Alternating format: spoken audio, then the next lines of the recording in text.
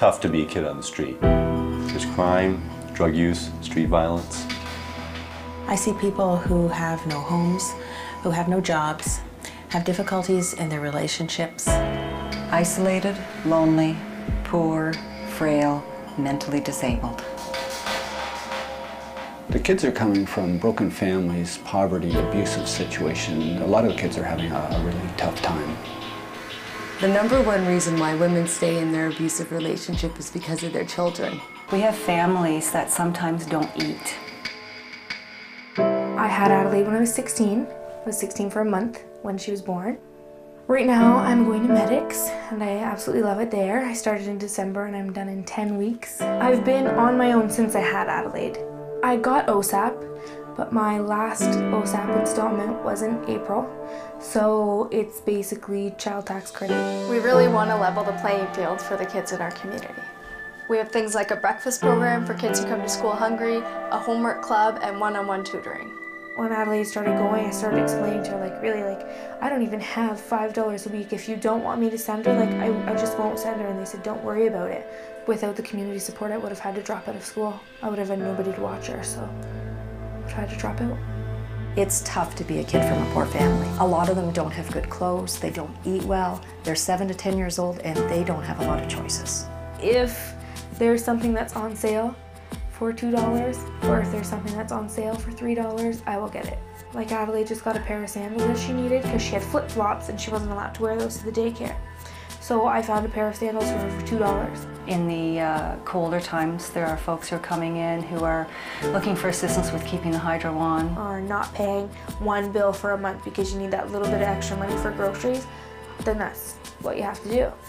Often in the winter, you'll see people coming to get coats because they haven't got coats, or we've got folks that come in every month and sometimes more often to get things for their little ones, formula, baby food. It's so stressful to not have milk and to need to get a bag of milk and you can't just go get it because you don't have $5. That's stressful. I can spend $85 at a grocery store and that can last Adelaide and I a complete month. Folks, in my experience, have not tried to be in this situation.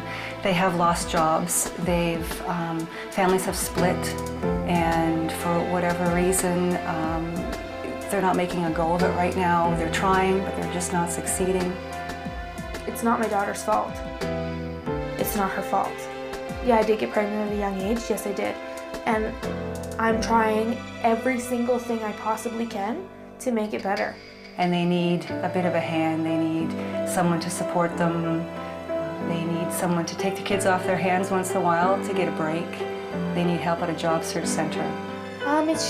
It's hard to scrounge. You know, it's not an easy task to ask somebody for help. It's really, really not, because you want to show people that you can do it on your own. There are more than a few people in the city who function like that. We've got folks who are employed, but it's hard to raise a family of 4 or 5 kids on minimum wage. She is the love of my life, and she's the one person who I can just look at and she makes me smile. She brightens every aspect of every day because everything that I do revolves around her.